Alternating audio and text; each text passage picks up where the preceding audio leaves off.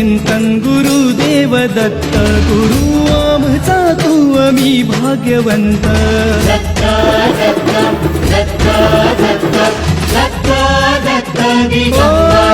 अवधूत चिंतन गुरुदेव दत्त गुरु आमचा तू आम्ही भाग्यवंत नसे जन्म मृत्यू नुरे काही खंत ना प्रारंभ मध्य नसे काही अंत